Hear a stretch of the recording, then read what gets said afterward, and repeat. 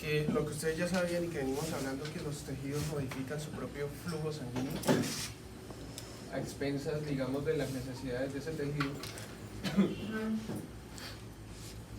Y acá les enumeran, pues digamos, a grosso modo las funciones como tal que tiene la circulación.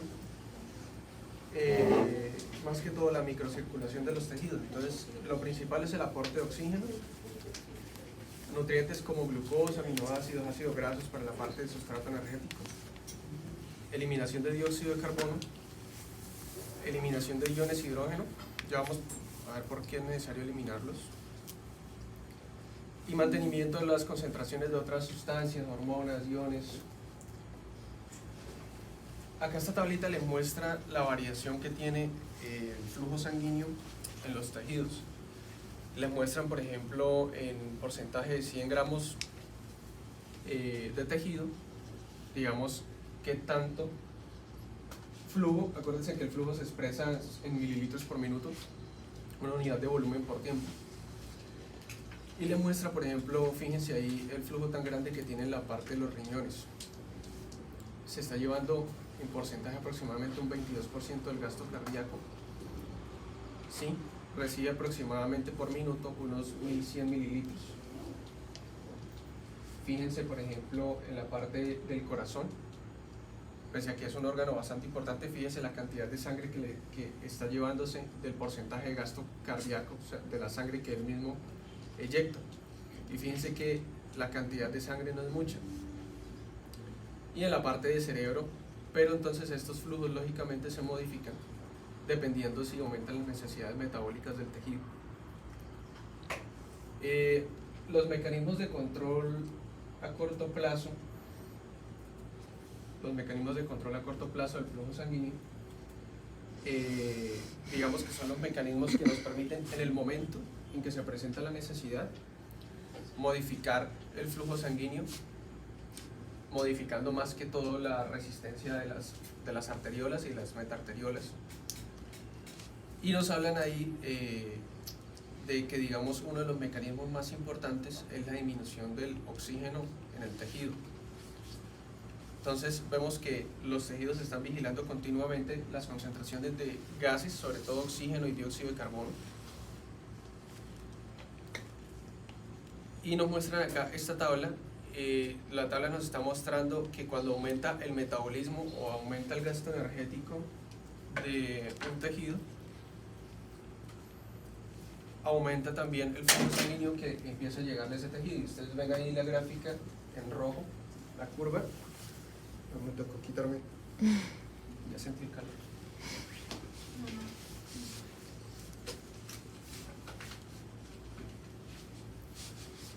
Ustedes ven ahí en la curva cómo representa, digamos, el aumento del flujo sanguíneo cuando aumenta el metabolismo. Para que entiendan mejor esa gráfica, se pueden imaginar un músculo en el momento en que está en reposo, digamos, estaría en 1, ¿sí se ubican todos ahí? Sería un músculo en reposo, tiene un flujo sanguíneo basal.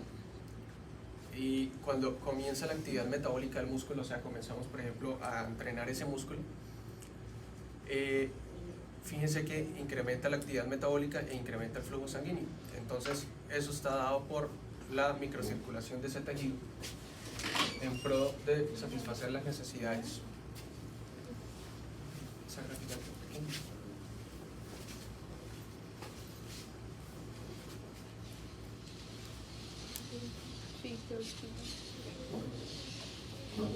Bueno, en la clase pasada yo estaba seguro, ¿se acuerdan que yo les hablé de la adenosina, que estaban todos sanos? Y yo dije, pero ¿por qué no la dije? Estaba en este.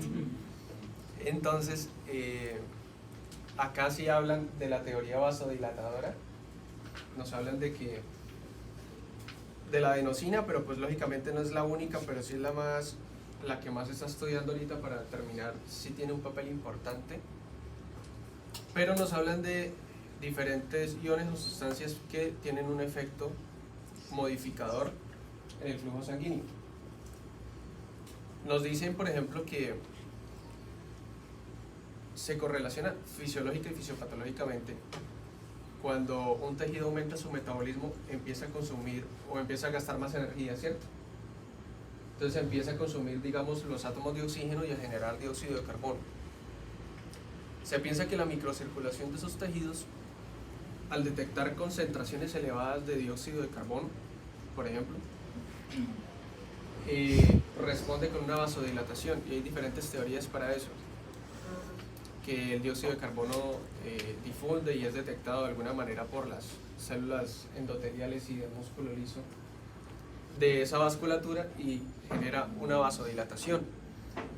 Otras sustancias, por ejemplo, como la adenosina, el dióxido de carbono, la histamina, ahí ustedes tienen iones potasio, iones hidrógeno, están relacionados con esta teoría vasodilatadora, y quiere decir que simplemente que cuando un tejido aumenta su metabolismo, teóricamente se acumulan estas sustancias que ustedes ven acá, y el tejido responde con una vasodilatación. ¿Cuál es el mecanismo exacto de eso? Todavía no se sabe, y ustedes leyeron por ahí que hay diferentes teorías. Debido a que se sabe o se relaciona en los estudios que el aumento de estas sustancias termina generando un aumento de la circulación del flujo sanguíneo, pero no se sabe todavía el mecanismo completo de por qué es que sucede o cómo es que sucede. Entonces, esta es una de las teorías. Está la teoría de la falta de oxígeno, que era la que yo les comentaba ese día, la falta de nutrientes, que, por ejemplo,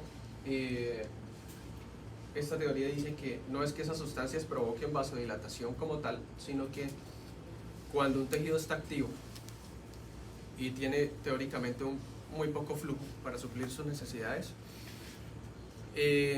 disminuyen las concentraciones de oxígeno, disminuyen las concentraciones de nutrientes, y eso hace que el músculo liso no pueda funcionar porque funciona con los nutrientes y funciona con oxígeno para producir ATP, para unírsele a los filamentos de miosina junto con el calcio y provocar la contracción. Entonces, teóricamente, si falta oxígeno y si faltan nutrientes, no se podría dar ese mecanismo, entonces termina relajándose el músculo liso y terminando en una vasodilatación. Esas son más que todo las dos teorías principales que tienen. Lo que tienen que saber es que finalmente la acumulación de sustancias como el dióxido de carbono, los iones hidrógeno más que todo, el lactato creo que también entra ahí, principalmente terminan generando una vasodilatación. Y ahorita yo les traigo un caso para que miren cómo es que eso actúa. Hay otras sustancias, ustedes vieron ahí, aminoácidos, ácidos grasos, tiamina, niacina, riboflavina, pero esas tres últimas está todavía más en discusión. Lo principal son los que le mencioné: la ausencia de glucosa, por ejemplo, y la ausencia de sustratos energéticos. Y les hablan de los conceptos de hiperemia reactiva e hiperemia activa. Entonces, la hiperemia reactiva es cuando yo privo a un tejido del flujo sanguíneo, y digamos, esa privación puede ser por segundos, por minutos o por horas, ¿sí? Luego de que yo restablezco el flujo a ese tejido, siempre y cuando ese tejido, digamos, no haya muerto del todo, porque si está necrosado, entonces yo restablezco la circulación de ese tejido, y en los siguientes minutos, horas, segundos, dependiendo de qué tanto yo lo haya privado, hay un aumento del flujo sanguíneo, un aumento del flujo sanguíneo reactivo. Hay diferentes teorías para eso también, porque duró mucho tiempo con concentraciones bajas de oxígeno, entonces dura un rato en vasodilatación, tratando de restablecer esas necesidades energéticas o esas reservas energéticas que se cayeron. Esto, muchachos, tiene también mucho que ver en la parte, ustedes van a ver en la parte de infartos, isquemias, en fisiopatología, que hay una parte que se llama lesión por reperfusión, y es que cuando se restablece la circulación de un tejido, el tejido empieza a veces, o sea, digamos que estaba en hipoxia, no estaba todavía en una isquemia.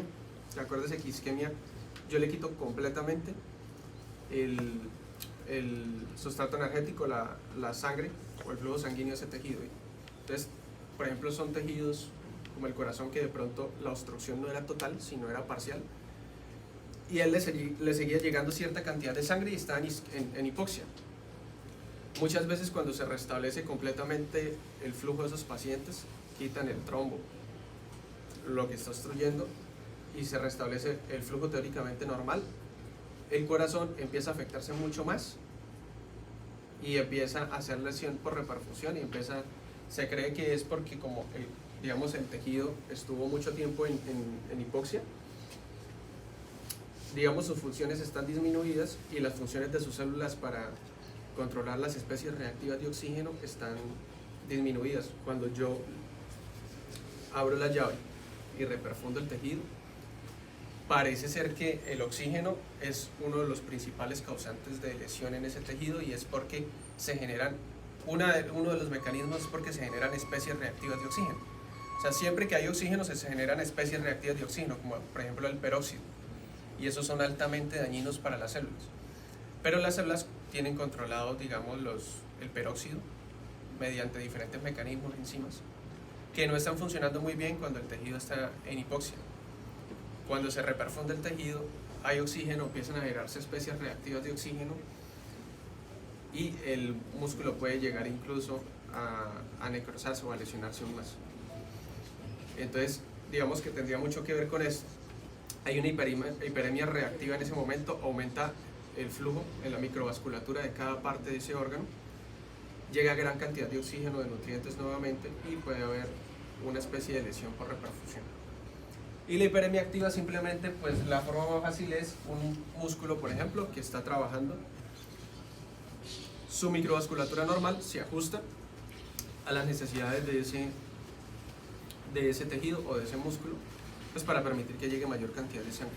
No solamente modificando la frecuencia cardíaca o el gasto cardíaco, sino modificando la resistencia de la vasculatura de ese tejido para que llegue lógicamente mayor cantidad de sangre.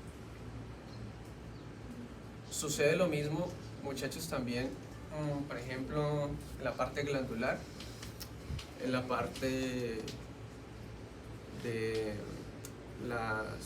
ahorita tocamos también un poquito ese tema, en las embarazadas,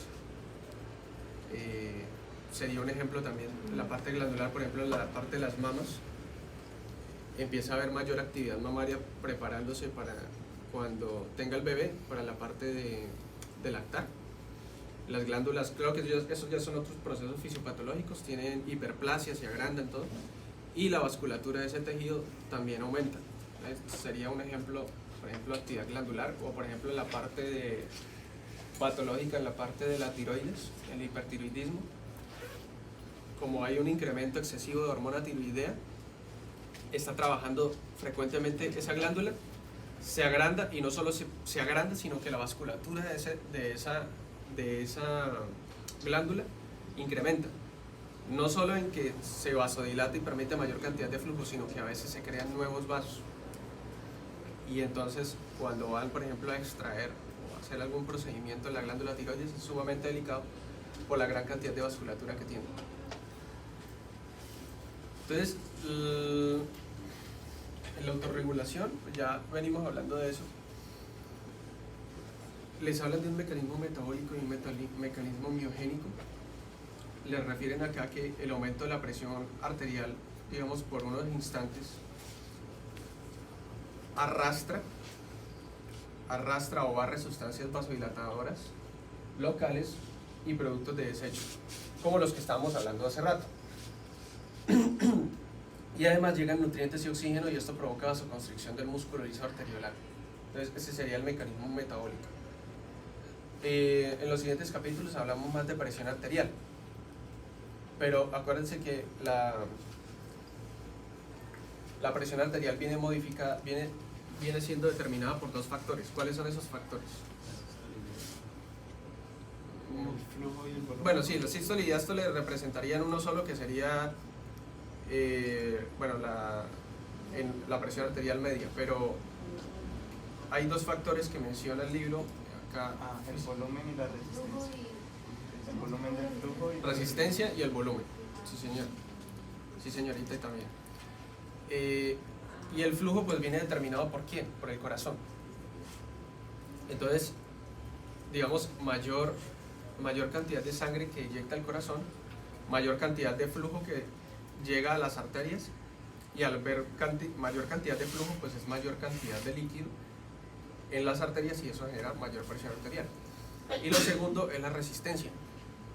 Entonces, se cree que cuando aumenta el flujo, aumenta la presión arterial, por ejemplo, al aumentar la presión arterial, aumenta la presión con la que llega el flujo a estos pequeños capilares, a estas pequeñas microvasculaturas, y eso arrastra las sustancias que generan o que se cree que generan vasodilatación, como por ejemplo la adenosina, el dióxido de carbono. Entonces las arrastra y digamos esas sustancias no alcanzarían a actuar para generar una vasodilatación, por lo tanto se genera una vasoconstricción. O se cree también que al llegar mayor presión de sangre llegan nutrientes, y los nutrientes son necesarios para mantener el metabolismo de la microvasculatura o de las células de músculo liso de esa vasculatura, y por lo tanto ellas tienen una vasoconstricción. O sea, esto tiene relación con lo que hablamos atrás, pero en relación con la presión arterial. Y el otro mecanismo que se cree que también actúa es el mecanismo miogénico, en donde, digamos, se ha visto que cuando llega mayor presión de sangre, sobre todo a los vasos que son más distensibles, cuando llega esa cantidad de sangre genera una distensión en las paredes del vaso, y el vaso reacciona con un reflejo que es contrayéndose. Entonces se cree que se estimulan receptores mecánicos en las paredes de ese vaso que terminan generando una despolarización muy parecida a lo que vimos en la parte de músculo esquelético. Generan despolarización, potencial de acción y entrada de calcio. Y eso se resume en una vasoconstricción. Lo que les quieren decir ahí en conclusión es que cuando aumenta la presión arterial de un tejido o la presión de sangre que está llegando a un tejido, la vasculatura de ese tejido reacciona con una vasoconstricción. Refleja. Esa gráfica para mostrarles la parte de los mecanismos de a corto plazo y a largo plazo, cómo es la modificación del flujo según la presión arterial. Entonces ubíquense primero en la línea que dice corto plazo, la rojita, y van a ver que a corto plazo, hablando de segundos, de minutos, cuando yo tengo modificaciones en la presión arterial, tengo grandes modificaciones en el flujo sanguíneo de un tejido. Entonces, un ejemplo, aunque ahí es presión arterial, sería presión arterial media más que sistólica. Pero hablemos de la presión sistólica. Digamos que yo mantengo una presión de 120 milímetros de mercurio en sistólica, y de un momento a otro tengo una modificación de esa presión arterial. Entonces, digamos que a corto plazo hay una modificación del flujo sanguíneo respecto a lo normal, pero fíjense que a largo plazo, por ejemplo,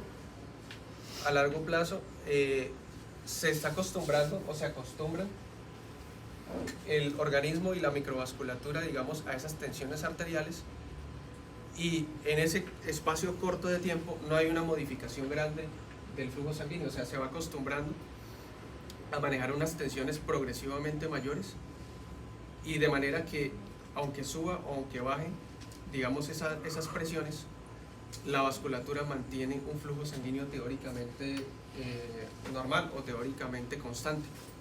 Eso es porque, digamos, que los mecanismos que actúan en la parte, o los que estamos hablando ahorita en este momento, aplican más que todo para la parte de a corto plazo. Los mecanismos a largo plazo son diferentes. Muchachos, acá, si ustedes se dan cuenta, cada vez más les dan una antesala.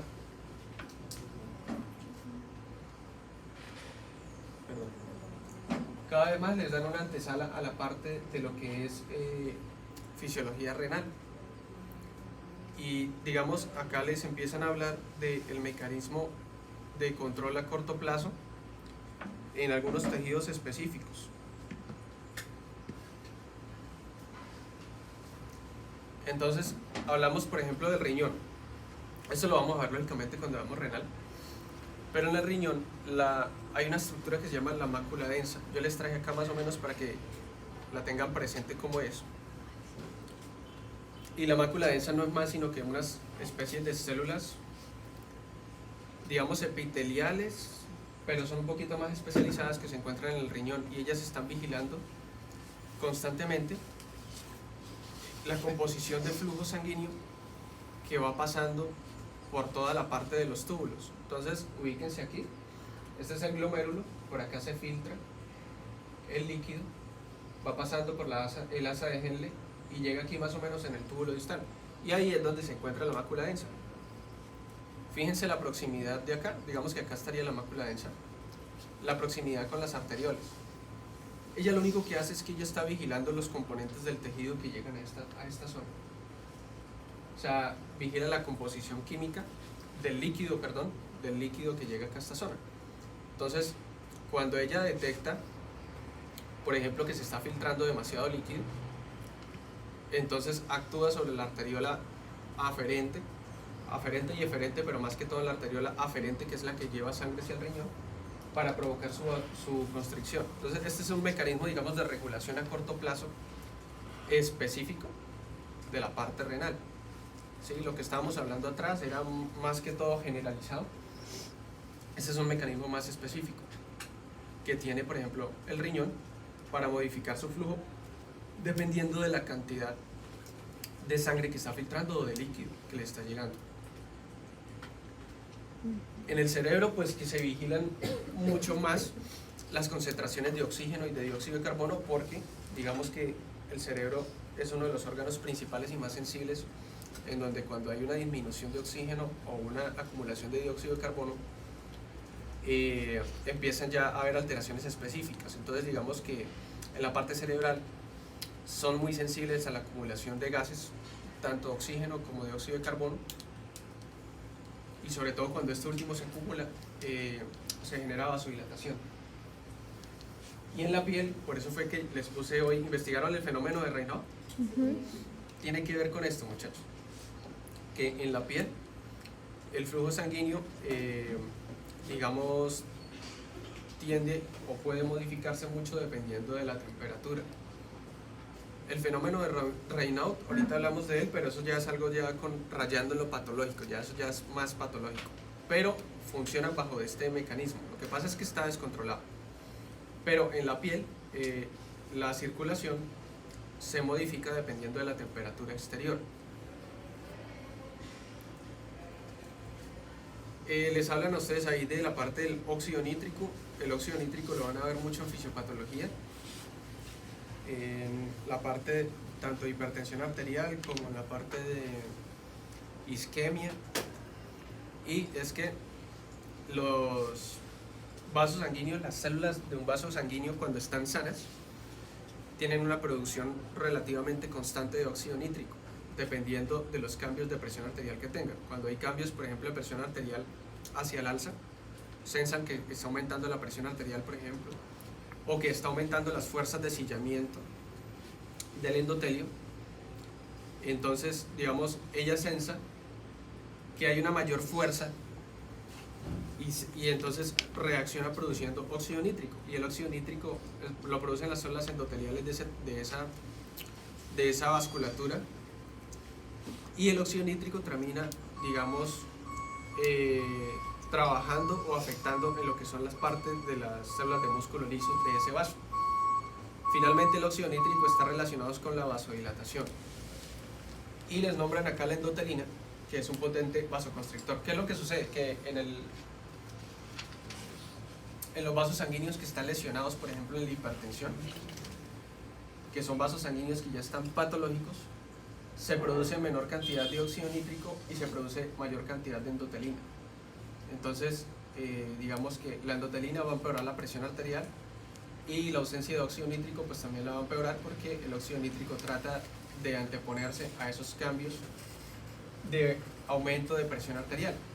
Entonces, esto más que todo para que lo tengan presente, porque lo van a ver bastante en la parte de fisiopatología, y que tengan presente siempre qué tipo de componente se relaciona con qué función. En este caso, solamente pues que recuerden que el óxido nítrico es vasodilatador y la endotelina es vasoconstrictor. Ahí les hablan de otros, creo que al final los puse, que son la bradicinina.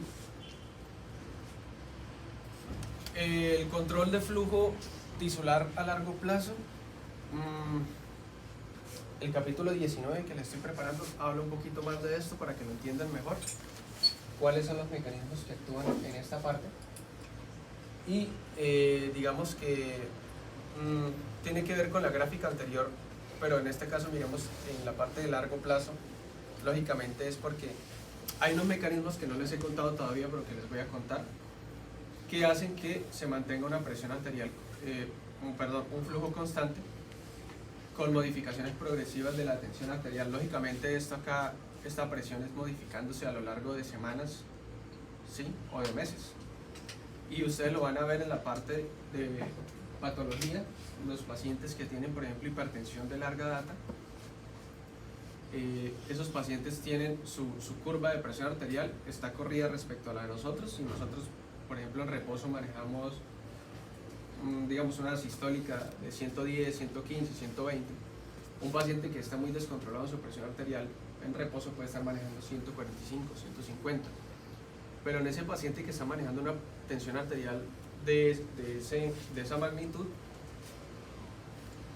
su flujo sanguíneo está manteniéndose constante relativamente respecto al de nosotros. Es un flujo sanguíneo que está ahí basal, que no se está modificando, pese a que cada vez más está de pronto incrementándose su presión arterial, porque no es una modificación de presión que se haga, digamos, bruscamente, sino es una modificación paulatina. El capítulo 19, que hablamos un poquito también de la parte renal, les explico por qué es que esto sucede, qué tiene que ver esto con la parte de la presión arterial y cómo se ajusta el organismo a esa presión arterial. Acá les muestran, esto, si no estoy mal, sí, eso es estriado, esto es un músculo esquelético que le mostraban ahí de una rata, ¿era? En ese experimento. ¿Qué leyeron? Eso estaba en el capítulo. ¿Se lo dieron o no lo vieron? Eléctricamente una pierna de la fila anterior. Sí, entonces en el estudio la rata era joven, la estimularon creo que por un mes, y luego, miraban sus capilares, los puntos blancos, es la circulación, y luego miran un mes después, si no estoy mal, y se dieron cuenta que la vasculatura de ese tejido había incrementado en gran cantidad. Eso es porque hay unos mecanismos de adaptación en donde, lógicamente, dentro de los límites fisiológicos para cada organismo, y dependiendo de la edad de cada organismo y dependiendo de qué tan sano esté ese organismo, cuando se incrementa la actividad metabólica de un tejido o de un órgano, se genera, y eso es a largo plazo, se generan unos mecanismos fisiológicos en donde se producen factores angiogénicos, que lo estamos viendo aquí, y esos factores angiogénicos hacen que se empiecen a crear nueva vasculatura para ese tejido, tratando, digamos, de suplir esas necesidades, porque con la vasculatura que tiene al inicio, digamos, no podría suplir esas necesidades, y eso sucede, por ejemplo, en la hipertrofia muscular, sucede en la hiperplasia de las glándulas. En glándulas, acuérdense que nosotros no hablamos de hipertrofia, sino hablamos de hiperplasia, aunque a veces lo usamos mal los médicos. Por ejemplo, cuando vemos un paciente con amigdalitis, solemos describir hipertrofia del tejido de amígdalas o amigdalar, pero no, el término es hiperplasia. Entonces, para las glándulas usamos el término hiperplasia. Sea glandular, sea muscular, estos tejidos aumentan la vasculatura. Uno, porque aumenta el flujo, y dos, porque incrementan la creación de nuevos vasos sanguíneos. Volviendo a la mujer embarazada, por ejemplo, en la parte uterina. ¿Me iba a decir algo, Nicolás? ¿Me iba a decir algo? ¿No? ¿No? Me pareció que ya levantaba la mano. En las mujeres embarazadas, el útero, como está progresivamente estimulándose con la parte hormonal para crecer y darle espacio al bebé, el útero crece mucho, tiene una hipertrofia del músculo y incrementan la cantidad de vasos sanguíneos que tiene ese útero. Por eso es que muchas maternas, sobre todo las multíparas, tienen alto riesgo de hemorragia postparto después de tener el bebé. Por eso muchas de ellas incluso les contraindican el parto vaginal. Y en la parte quirúrgica, también tienden a sangrar mucho porque precisamente incrementó la vasculatura de ese tejido en rango fisiológico. En la parte cardíaca, muchachos, digamos, sería muy útil, pero en la parte cardíaca, pese a que, por ejemplo, cuando hay incremento de la tensión arterial, ustedes dirían, bueno, si hay hipertrofia cardíaca, ¿por qué no incrementa la vasculatura cardíaca y lo protege de un infarto? Pues teóricamente, por ejemplo, cuando un paciente hipertenso de larga data que tiene otros problemas, las células de sus vasos están afectadas, ¿sí? Y acuérdense que yo necesito, digamos, células sanas para tratar de funcionar de la manera adecuada. Entonces, cuando hay, por ejemplo, hipertensión arterial, que el corazón trata de compensar aumentando de tamaño en hipertrofia para vencer esas resistencias, el corazón está aumentando su tasa metabólica, ¿no? O sea, está incrementando de tamaños con hipertrofia, debería aumentar la vasculatura, pero generalmente en el corazón no se ve mucho eso, no se ve demasiado. Y llega un momento en que el corazón crece tanto, se hipertrofia tanto, que su propia vasculatura no da para suplir las necesidades de ese corazón. Entonces hay partes del corazón que se van a quedar o van a estar en hipoxia, o algunas van a estar en isquemia, y hay otras que van a estar bien perfundidas. Entonces en la parte del corazón no suele verse mucho esto, y aparte porque cuando se da en el corazón no es un mecanismo fisiológico, sino es más bien patológico. Entonces por eso digamos que esto no aplica tanto a la parte cardíaca. Si aplicara, digamos, sería incluso hasta beneficioso y protegería hasta cierto tiempo al paciente, pero pues no es así. Acá hay otros iones o otras sustancias que les colocan que están relacionadas, por ejemplo, los iones calcio, que se relacionan con la vasoconstricción. Si aumenta, por ejemplo, la cantidad de calcio en un tejido, se cree o se ha visto que hay una vasoconstricción en la circulación de ese tejido. Pudiera ser porque aumenta, todavía no se sabe el por qué, pero pudiera ser porque incrementa las concentraciones de calcio intracelular, y eso generaría pues mayor contracción de la parte de la vasculatura. Los iones potasio se relacionan con la vasodilatación. No se sabe por qué, pero yo pensaría que es porque incrementan el potencial de membrana en reposo. Pienso yo que pudiera ser por ahí. Por lo tanto, al incrementar el potencial de membrana en reposo, pues sería mucho más difícil generar un potencial de acción que genere una vasoconstricción, y por lo tanto estaría en vasodilatación. Pienso yo que sería por ahí, no sé si ustedes lo pensaron de la misma manera. Los iones hidrógeno relacionados con la vasodilatación, y algunos iones también están relacionados con la vasodilatación, y el dióxido de carbono también con la vasodilatación. Y acá abajo, muchachos, unas sustancias como la bradiquinina o la bradicimina y la histamina. La histamina la van a usar mucho en fisiopato porque está relacionada con muchos procesos alérgicos.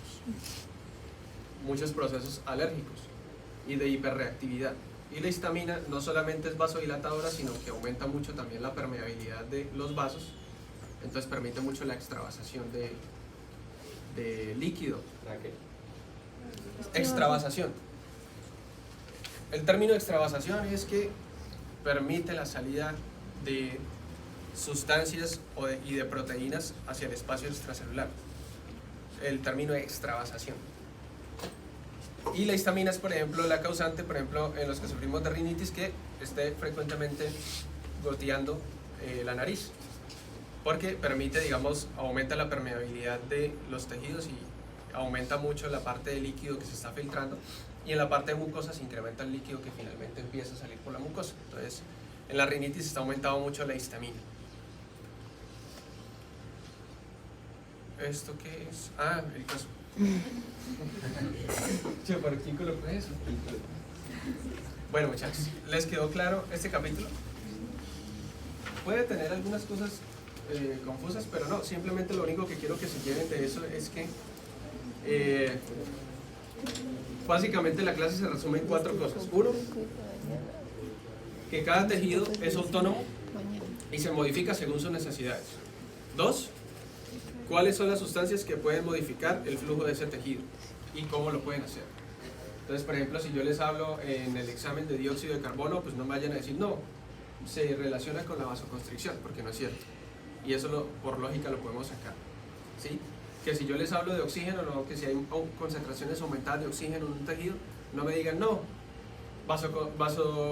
vasodilatación si hay aumento de las concentraciones de oxígeno en ese tejido, porque no sería cierto, ¿sí? Quiero que tengan esa parte clara. ¿Qué otra cosa?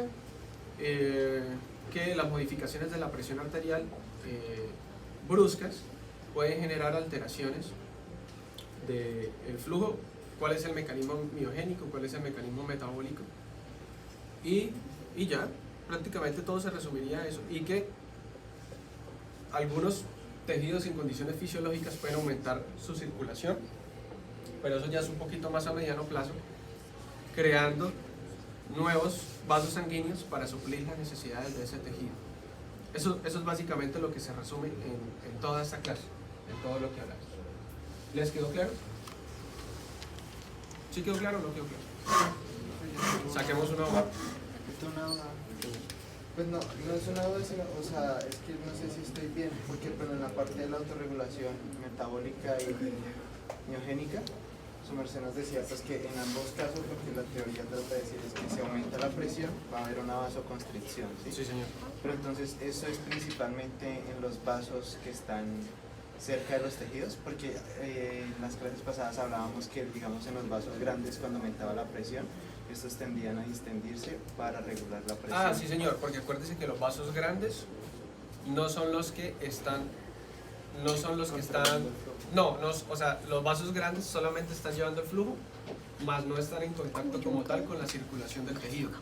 Esto es más que todo para la circulación pequeña del tejido, o sea, las arteriolas, metaarteriolas ya casi que capilares, que están ya introduciéndose, por ejemplo, en el músculo o en el órgano. Pero los grandes vasos, por ejemplo, la aorta ascendente, ella no le está llevando sangre a ningún tejido, ella simplemente es el conducto. Ella sí, para ello sí aplica de que cuando aumenta, por ejemplo, la presión arterial, ella su complianza permite adaptarse a eso. Sin embargo, si ustedes miran por ahí en capítulos anteriores hablaban algo que se llamaba la onda de pulso, y es que cuando los vasos se van distendiendo, van generando una especie de motilidad, algo parecido al peristaltismo de los intestinos, y tiene que ver con este mismo reflejo más que todo con el mecanismo miogénico. Entonces, por ejemplo, está la aorta, le llega gran cantidad de sangre, ella se adapta, permite que esa sangre pase siempre y cuando esté fisiológicamente bien, porque si está, por ejemplo, calcificada no lo puede hacer. Si está fisiológicamente bien, pasa la sangre, ella se distiende, le da paso a ese flujo sanguíneo, e inmediatamente mientras se está distendiendo, se distienden sus fibras musculares y ella reacciona, se despolarizan sus fibras musculares y se contrae un poco, dependiendo de la fuerza con la que le está llegando. Si le está llegando mayor cantidad de sangre, mayor cantidad de fuerza, ella reacciona empujando eso con la misma fuerza, siempre y cuando esté fisiológica y dentro de su complianza también, se adapta primero y luego va generando esa onda de pulso. Pero lo que hablamos ahorita es más que todo para la microcirculación, la microvasculatura de los tejidos, porque si, digamos, aumenta la presión arterial puede dañar los tejidos. Por ejemplo, en la parte del cerebro, se me había olvidado decirles, en la parte del cerebro, si yo permito que la presión arterial que está llegando, que es bastante, llegue con esa fuerza al tejido, fácilmente me puede lesionar el tejido, ¿sí? Entonces yo necesito que la microcirculación me regule, está llegando con bastante fuerza, entonces yo necesito generar una resistencia prácticamente similar para que la sangre esté llegando, pero no llegue con la fuerza que está llegando porque puede lesionar ese mismo tejido. Entonces eso es lo que sucede. Pero en la parte de grandes vasos digamos que es un poquito diferente, porque en la parte de los pequeños vasos nosotros no hablamos tanto de complianza porque pues son muy chiquititos. Sí, señor. Señora. Como usted dice, la aorta está calcificada, ¿qué pasa ahí con la sangre? O sea, no, pues si la aorta está calcificada, como pasa en los pacientes ancianos, por ejemplo, el músculo liso ya es menor, o sea, el músculo liso de la aorta, que es el que permite, ya es menor, se han ido perdiendo células musculares contráctiles y se ha ido reemplazando todo por tejido fibroso y calcificado. Entonces ella se vuelve como un tubo de PVC. Entonces usted pasa una gran cantidad de líquido por ahí y ella lo resiste, pero ya no se va adaptando a las modificaciones de eso. Entonces, de ahí para allá empieza a ir con gran cantidad de presión. Acuérdese que la distensión original que tienen los vasos, esa complianza, es para que se vaya perdiendo fuerza desde que el flujo sale del corazón hasta que lleguen los tejidos. Entonces, si se disminuye la compliance, un poquito la distensibilidad de ese vaso se vuelve más rígido, hay mayor resistencia. El flujo sanguíneo, digamos, si toda la parte vascular, no solo la aorta, sino la parte vascular y periférica de los vasos sanguíneos está calcificado, ese flujo sanguíneo va a presentar mayor resistencia al paso de sangre, ¿sí? Va a presentar mayor resistencia al paso de sangre. Y algunos tejidos van a tener problemas. Por ejemplo, miembros inferiores. Si yo tengo arterias calcificadas en miembros inferiores, empiezo o tengo riesgo de sufrir de úlceras arteriales, porque llega menor cantidad de sangre a esos vasos sanguíneos y entonces no hay cómo suplir, porque el tejido, la microcirculación intenta compensar, pero los grandes vasos, como están tan calcificados, tienen mayor resistencia al flujo de sangre y no llega la cantidad de sangre suficiente, y esos pacientes, por ausencia de circulación arterial, empiezan a hacer úlceras arteriales, por ejemplo. ¿No se podría presentar el síndrome de Raynaud, pero en segundo grado, o sea, como por otra causa? Sí, porque el fenómeno de Raynaud hay múltiples causas. Yo creo que si leyeron hay muchas. Sí, o sea, pero entonces ahí sería por segundo grado. Aunque acuérdate que el fenómeno de Raynaud es más un vasoespasmo como tal, ¿sí? Esto ya sería más crónico, porque el fenómeno de Raynaud, mientras está, por ejemplo, con el estímulo, lo presenta y va y, por ejemplo, se calienta las manos o algo, y todo vuelve a la normalidad, y es en zonas muy específicas, casi siempre en la región de las manos. Entonces, digamos que sería un poquito diferente. Este es un caso clínico, muchachos. Leámoslo, prestemos la atención y me dan con el diagnóstico. Y yo no sé si es el diagnóstico ahí. Señor. Cuando el tejido tiene un aumento de la necesidad metabólica, la microvasculatura haría vasodilatación o vasoconstricción. Porque es que, a ver, para aumentar el suministro metabólico, Sí, señor. tengo entendido que los más grandes vasos harían vasodilatación, pero... ¿Los grandes vasos? Sí. Pero a nivel de la microvasculatura tendría que ser muy denso o vasoconstricción. Eso aumentaría la presión, saldrían más sustratos al intersticio, pero ahí en el texto dice que hace vasodilatación. Que usted me dice que aumenta las necesidades metabólicas, ¿cierto? Y me dice que con los grandes vasos, ¿qué es lo que pasa? Pues que aumentan el flujo, o sea, hacen vasodilatación. Sí, señor. Y, o sea, lo que quiere decir es que de pronto hay una contradicción, que unos hacen vasodilatación y otros hacen vasoconstricción. O sea, si el tejido necesita más sustrato, Sí, señor. la microvasculatura haría vasoconstricción. No. Si el tejido necesita más sustratos, porque el tejido está metabólicamente activo, está quemando el oxígeno. Entonces él necesitaría mayor cantidad de sangre. Vasodilatación.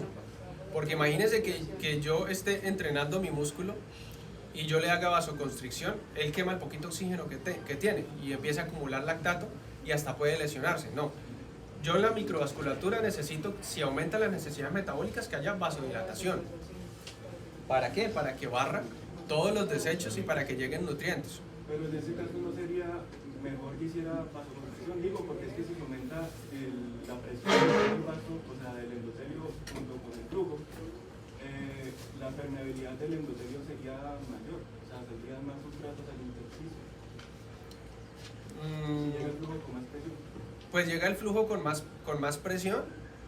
Pudiera que la presión con la que está llegando modificara un poco las fuerzas de Starling, que permitiera que saliera. Pero pues que como finalmente todo está dentro del rango fisiológico, entonces el exceso de líquido finalmente se regresaría hacia las venas o sería sacado por los vasos linfáticos. Pero si todo ocurre dentro de los rangos fisiológicos, no tengo por qué yo pensar que el que haya una vasodilatación ahí y el que aumente el flujo sea dañino, porque todo está ocurriendo dentro de los rangos fisiológicos. Aumenta la frecuencia cardíaca para suplir mayor cantidad de sangre a ese tejido y aumenta la vasodilatación para que le llegue sangre a ese tejido. Y es que acuérdese que la vasodilatación aumenta, pero dentro del rango fisiológico también, o sea, dentro del rango que la vasculatura cree que puede suplir las necesidades. Por ejemplo, yo estoy entrenando mis piernas y la vasculatura de mis piernas dice, bueno, yo tengo que incrementar en tanto porcentaje mi vasodilatación para que le llegue un poquito más de sangre. Ella no se va a distender completamente en su máximo, sino que se va ajustando a las necesidades del tejido.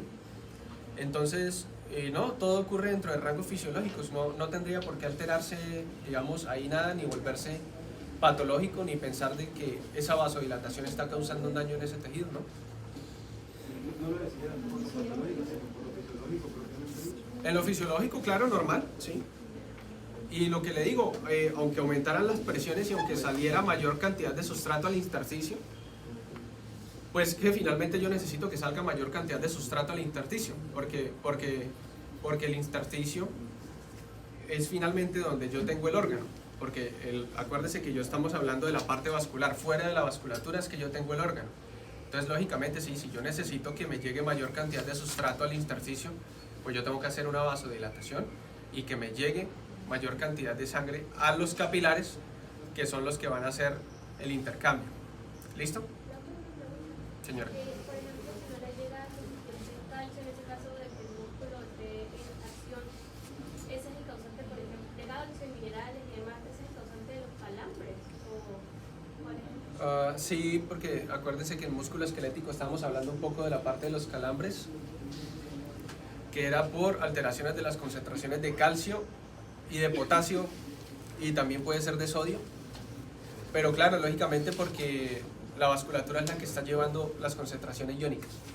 Entonces, si se alteran las concentraciones iónicas en la vasculatura, se van a alterar en la parte de los tejidos y pueden causar ese tipo de sintomatología. Leamos este caso clínico, una niña de 5 años, esto no lo redacté yo, este lo tomé de un caso clínico de España.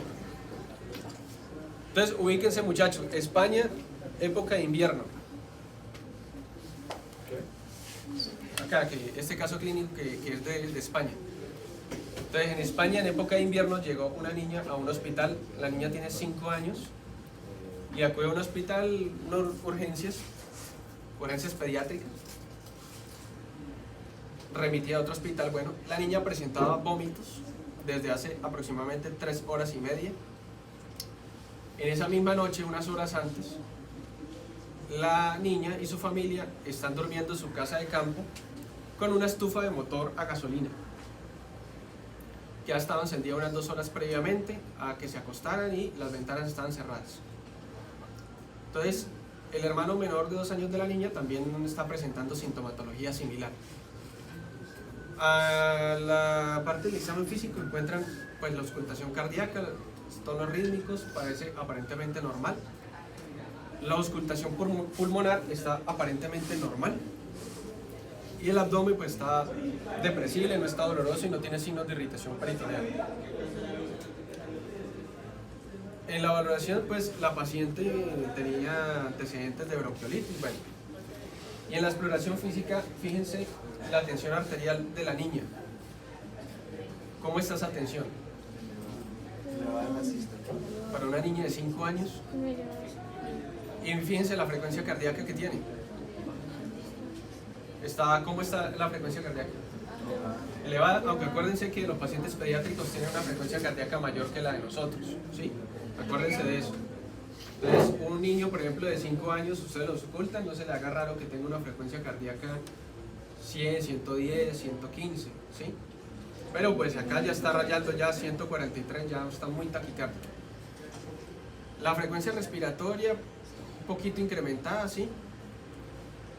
Y el resto, bueno, miren la saturación de oxígeno, ¿cómo está? Se está disminuyendo, sí. Ya está acercándose a 90 y generalmente ya en 90 nosotros empezamos a poner oxígeno, pero acuérdense muchachos que el poner oxígeno depende de la saturación y de la altura a la que estamos hablando. Porque por ejemplo en Bogotá, si yo ya tengo un paciente saturando 94, yo creo que yo ya le voy poniendo oxígeno en Bogotá. ¿Por qué? ¿Por qué en Bogotá? Por la altura. La altura, a mayor altura, menor disponibilidad de oxígeno. Entonces, eso estaría pasando. Un paciente 94, 93, 94 en Bogotá, yo creo que yo ya le iría poniendo oxígeno. Y le colocan acá las pruebas complementarias, el EKG, un ritmo sinusal y taquicardia, ahí ya bajó 113 latidos por minuto, un trazado normal. Y la gasometría arterial se está modificando, ya tiene una presión arterial de oxígeno un poquito disminuida. Eso. Bueno, ¿Quién me da el diagnóstico de la paciente o qué este caso de qué trata? Con eso que hablamos. Bueno, una alteración sí, pero sí. ¿Por qué? Una intoxicación por gases. ¿Intoxicación por? Gases. ¿Cuáles? En este caso, monóxido de carbono. Monóxido de carbono. En algunos países, España y los países que tienen invierno, tienen estufas que funcionan con motores de gasolina para calentar algunos hornos y proporcionar calor a la casa. Y lógicamente eso genera gases, como que usted prendiera un carro dentro de su casa y cierre las ventanas. Eso no se aguanta ni 5 minutos. Entonces, la familia se fue a dormir, cerró las ventanas, todo, y prendió el motor y todos se fueron a dormir. Y entonces el gas se fue acumulando. Y acuérdense que cuando uno de los residuos de la gasolina, el más importante, o uno de los más importantes, es el monóxido de carbono, entre otros. Muchachos, fisiopatología. El monóxido de carbono se une a la hemoglobina, compite por el oxígeno, por la hemoglobina, y tiene una unión muy estable. O sea, el monóxido de carbono se une más fuertemente a la hemoglobina que ni el mismo oxígeno, ¿sí? Entonces, una vez el monóxido de carbono se pega a la hemoglobina, es muy difícil de que lo suelte, ¿sí? Es muy difícil de que lo suelte. La hemoglobina logra liberarse del monóxido de carbono, pero ya pasadas muchas horas. No es en cuestión de instantes. Pregunta, ¿por qué la hemoglobina necesitaría tener una unión que no sea muy fuerte con el oxígeno? Para liberarlo, porque si la hemoglobina tuviera una unión muy estable con el oxígeno, es muy difícil que lo libere cuando pase por los capilares. Entonces se aferra al oxígeno y no lo suelta. Y el oxígeno no puede cumplir la función en la cadena de electrones que ustedes conocieron en bioquímica para generar energía. Entonces, esto sí pasa con el monóxido de carbono y forman una unión muy estable que se llama la carboxihemoglobina. Entonces, ¿por qué les traigo este caso clínico? Porque, ¿qué pasaría en este caso, en esta niña, por ejemplo, que se intoxicó y la hemoglobina está unida al monóxido de carbono? ¿Qué pasa en sus tejidos? Primero, Juan Pablo. Pues creo que lo que hace el organismo es aumentar el flujo sanguíneo para que haya mayor oxígeno que compita con el monóxido. Listo. ¿Por qué mecanismo fisiológico empezaría a haber vasodilatación en este caso? De lo que hemos visto. Por el metabólico, ¿no? Por la... Metabólico, porque hay mayor... ¿Qué pasó? Inicialmente ella empezó a intoxicarse, los tejidos siguieron funcionando normalmente, ¿sí? Tenía algunas reservas todavía de oxígeno en la sangre, algunas reservas energéticas, pero ya el cuerpo empieza a ver que ya no está entrando oxígeno. Ella sigue respirando normal y el oxígeno, digamos, pasa a sus pulmones y el oxígeno pasa en el intercambio alveolo-capilar, alcanza a pasar a la sangre, pero la hemoglobina no lo está recogiendo. Por lo tanto, la hemoglobina no está llevando el oxígeno a las partes o a las partes recónditas del organismo. No está llevando la hemoglobina al oxígeno. Entonces, empiezan los diferentes tejidos a pensar que está faltando oxígeno, ¿cierto? No está llegando. Pero ellos siguen funcionando dentro de sus reservas energéticas y empieza a acumularse qué tipo de sustancias en esos tejidos. Dióxido de carbono. ¿Qué más? Bueno, igual está aumentado el monóxido porque ya lo inhaló, ¿no? Eso contaría como un residuo. Pero entonces el monóxido de carbono está unido, más que estar libre de los tejidos, acuérdense que está unido a la hemoglobina. Ya si de pronto sigue entrando y ya toda la hemoglobina está unida, pues sí, de pronto empezaría a difundirse, pero la hemoglobina lo tiene agarrado, no lo suelta. Entonces en los tejidos empezaría a acumularse dióxido de carbono, ácido láctico. ¿Por qué se acumula ácido láctico? Porque es el residuo de la glucólisis anaerobia. Yo le privo las reservas de oxígeno, muchachos, y el músculo y algunos otros tejidos, el cerebro en menor medida, porque el cerebro tiene muy poca capacidad para hacer glucólisis anaerobia. No sé si lo vieron en bioquímica. El cerebro no tiene tanto esa capacidad porque sus reservas de glucógeno son muy chiquiticas. Las células del sistema nervioso, sobre todo central, ellas no tienen la capacidad que tiene el músculo de almacenar glucógeno. para los sustratos energéticos. Entonces por eso es que al cerebro usted le quita le priva de sangre unos segundos ya y él ya está dejando de funcionar. En este caso, todavía como quedan algunas reservas de oxígeno, todavía está funcionando. Los demás tejidos, por ejemplo, músculo que tienen capacidad de hacer glucólisis anaerobia, empiezan a funcionar con la parte de glucólisis anaerobia. Empieza a acumularse lactato, empieza a acumularse dióxido de carbono, empieza a acumularse otros residuos, porque se cree que la adenosina también es un residuo, otros desechos, y eso lo que hace es que la vasculatura del tejido lo sense y reaccione. ¿De qué manera? Haciendo una ¿qué? Vasodilatación. Entonces aumenta la vasodilatación en esos tejidos porque el cuerpo piensa que el problema es que de pronto no está llegando suficiente cantidad de sangre, señor. Profe, pero yo creo que aumenta la vasodilatación en tejidos específicos, porque por eso la niña tenía vómito.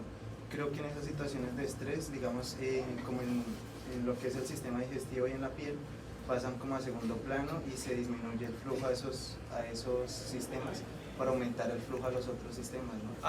Acuérdese que todo dentro de los mecanismos fisiológicos, fisiopatológicos, en el cuerpo tratan de compensarse unas cosas, pero al mismo tiempo en otra parte tratan de otras funciones, y por eso les traía este caso.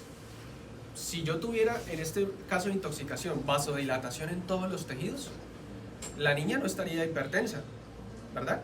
Porque disminuyó la resistencia del flujo en todos los tejidos. Entonces, ¿por qué la niña está hipertensa? Porque resulta que inicialmente hay un aumento, sobre todo en algunos tejidos, los que más van a acumular desechos o los que más van a producir cantidades grandes de dióxido de carbono. En algunos tejidos, o inicialmente en la mayoría, hay una vasodilatación. El cuerpo que empieza a ajustar, empieza a decir, bueno, estoy en hipoxia, aumento el flujo a esos tejidos, pero entonces también aumento el gasto cardíaco porque necesito que llegue más cantidad de oxígeno, y el cuerpo piensa que el problema, el cuerpo no sabe que se está intoxicando, el cuerpo piensa que de pronto es que hay menor disponibilidad de oxígeno, o que yo no estoy respirando lo suficientemente oxígeno, o que no me está llegando oxígeno, y él aumenta la frecuencia cardíaca y la función de bomba del corazón para, digamos, desencadenar mecanismos que aumenten el flujo que está llegando a esa zona. Pero también se desencadenan algunos estímulos simpáticos. Digamos, la paciente se está poniendo crítica, el sistema simpático se activa.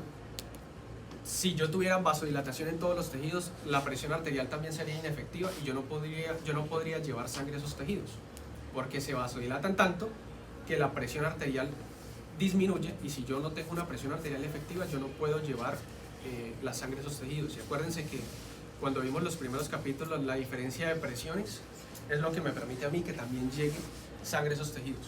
Entonces, no siempre el yo disminuir la resistencia va a llegar siempre mayores cantidades de sangre. O sea, en este caso, si yo tengo una vasodilatación excesiva en todos los tejidos del organismo, va a haber una caída de la tensión arterial.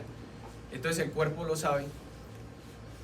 En el momento en que hay vasodilatación en algunos tejidos, aumenta la frecuencia cardíaca, aumenta el volumen sistólico y la eyección. Y acuérdense que la presión arterial está determinada por el flujo, que está determinado por el gasto cardíaco y por la resistencia.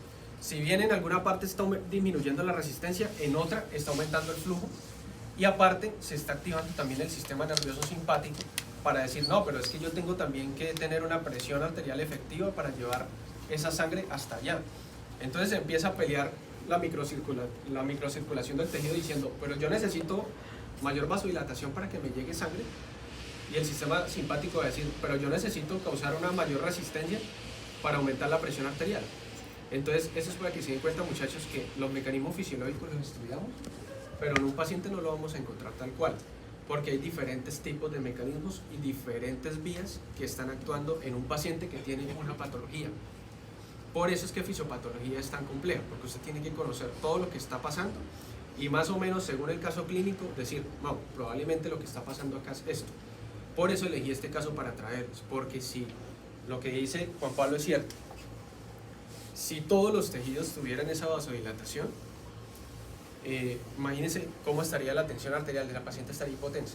En este caso la presión arterial está aumentada, y es porque principalmente sería ahí por el aumento del gasto cardíaco y porque el sistema nervioso simpático también está activando vasoconstricción en ciertas zonas específicas, porque sabe que tiene que llevar mayor cantidad de sangre a la circulación, entonces empieza también a tratar de sacar la sangre que está en las venas hacia la circulación, porque el cuerpo lo que piensa es, o estoy hipovolémico, ¿sí? O no me está llegando, o no estoy respirando la cantidad suficiente de oxígeno, o no me está llegando la cantidad suficiente de oxígeno, y él lo único que tiene para compensar es eso, tratar de llevar mayor cantidad de sangre a la circulación. Por eso esta paciente, en este caso, está hipertensa. ¿Está hipertensa o hipertensa? Hiper, sí señor, porque tiene 5 añitos. Profe, Tiene 5 añitos, Mateo. Entonces tiene 130/70. ¿En una niña de eso usted le toma la atención? Sí, 130, sí señor. Es que no sé. No, muchacho, mire, tiene 130/70 de tensión arterial. Y tiene 5. No, señor, no. No, es que no se ve bien. No, muchachos, tiene 130/70.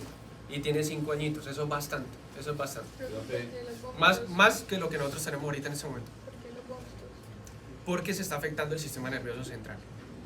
El cerebro, el sistema nervioso central empieza a pensar que no hay oxígeno suficiente, todavía no ha perdido la conciencia, todavía tiene algunas partes de hemoglobina que no están todavía unidas, a lo que no se alcanzaron a unir a la carboxihemoglobina, y todavía alcanzan a unirse al oxígeno, pero no lo suficiente como para estar en su normalidad.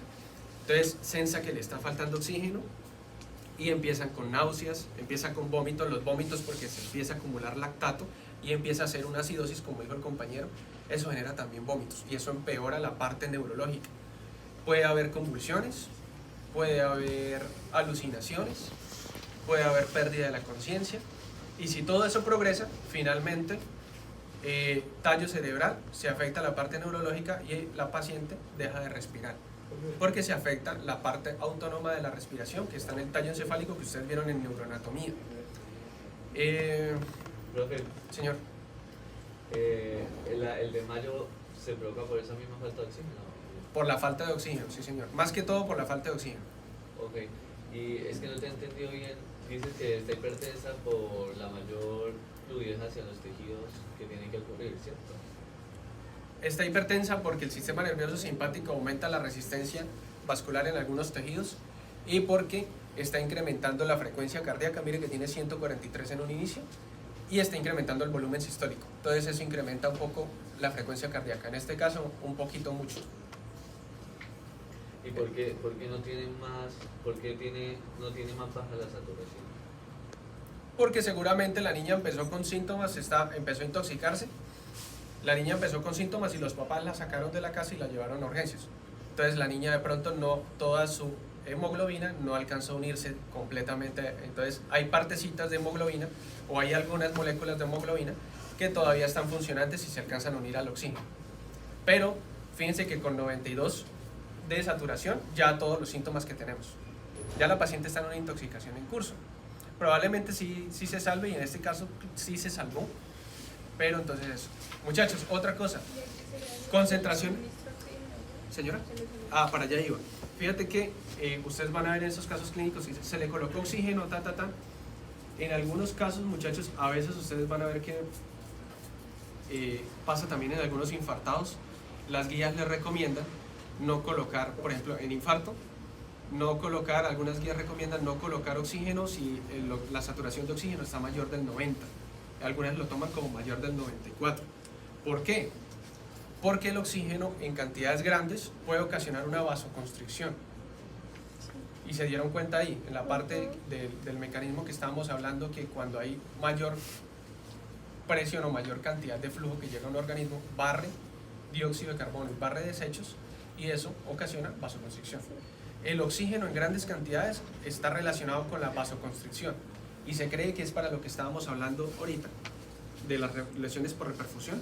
Se cree que eso es un mecanismo protector porque cantidades abundantes de oxígeno, más de lo que el tejido necesita, genera lesiones por especies reactivas de oxígeno.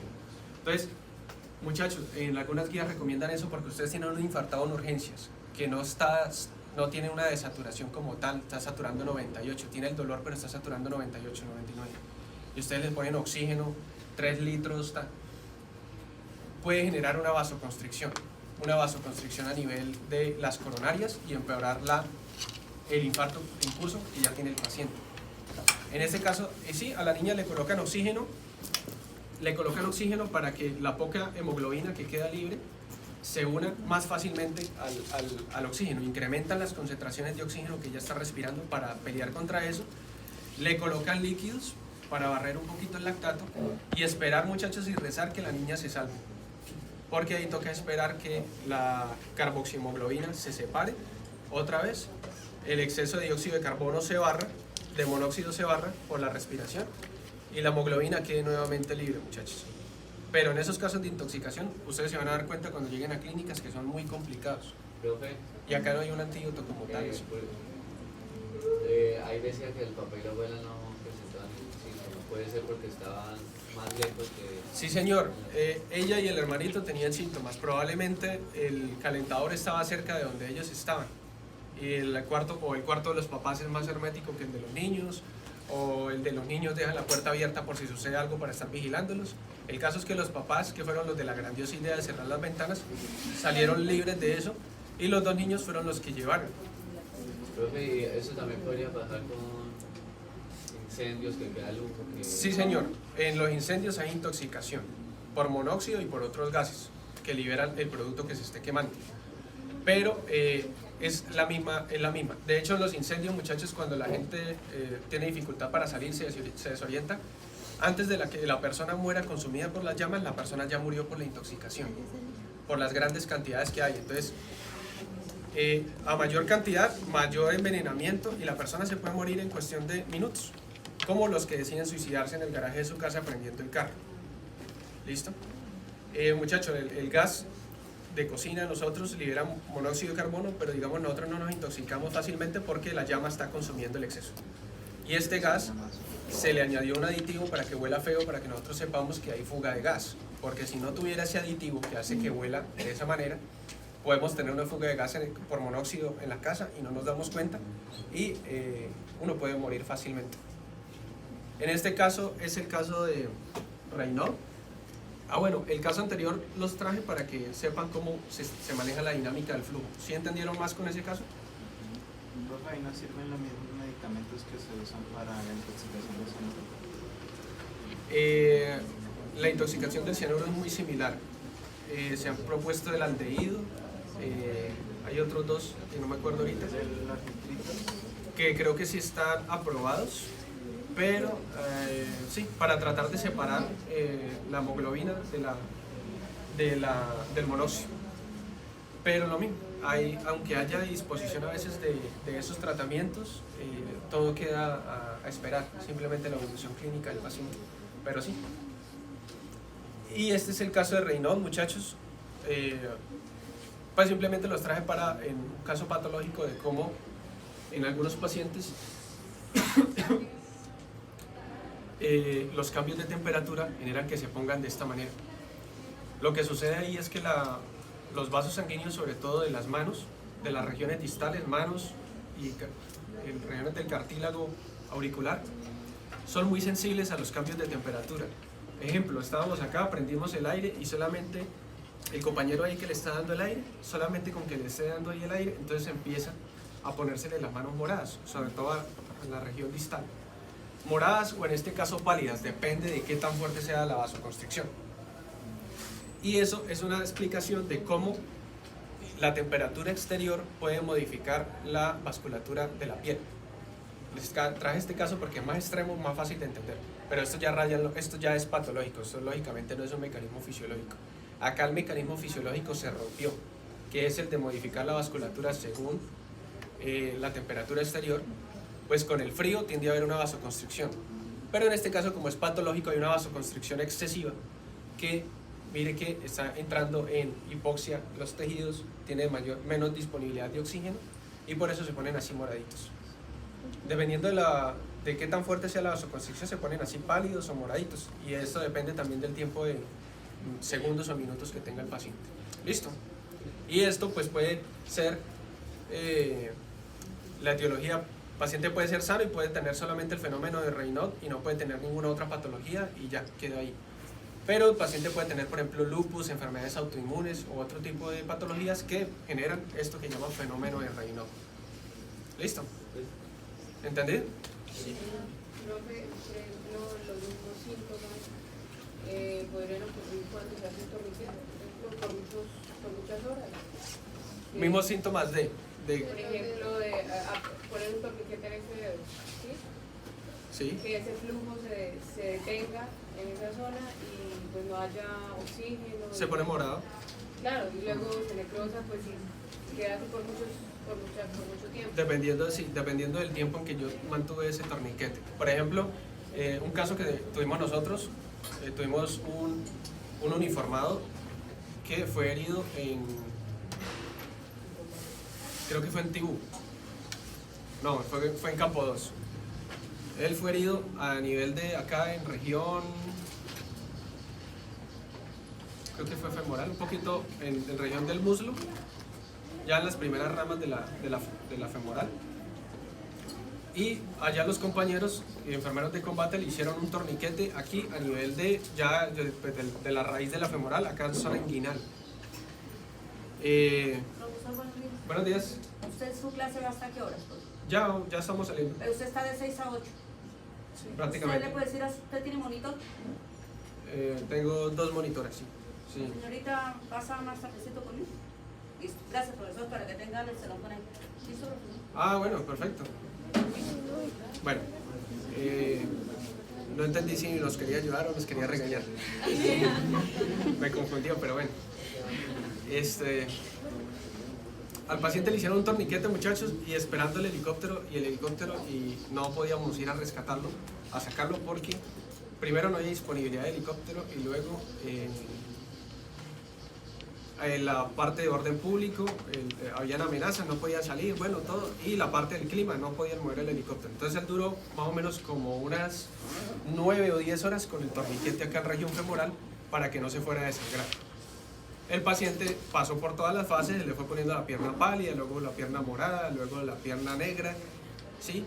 Y así hasta que, lógicamente, pues el paciente no se desangró, pero cuando llegó aquí a Cúcuta, más o menos como a las 12 horas, pues el paciente se fue de amputación, porque el torniquete fue tan efectivo que le detuvo la hemorragia. Y pues es que el tiro era de fusil, muchachos, eso es más o menos la bala es de este tamaño.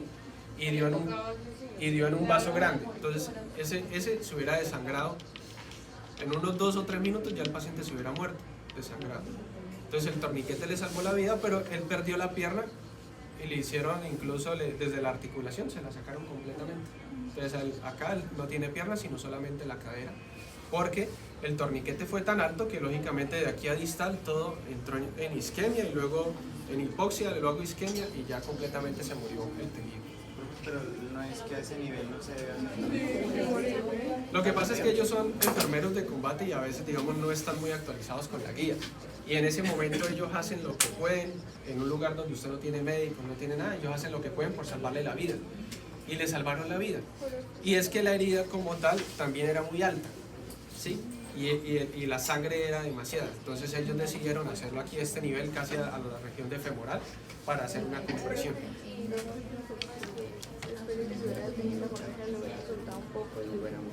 Volvía a la hemorragia. O sea, que le permitiera constantemente que hubiera flujo. Ah, bueno, digamos que uno pudiera intentarlo si sabe que de pronto el helicóptero ya viene en camino, ¿sí?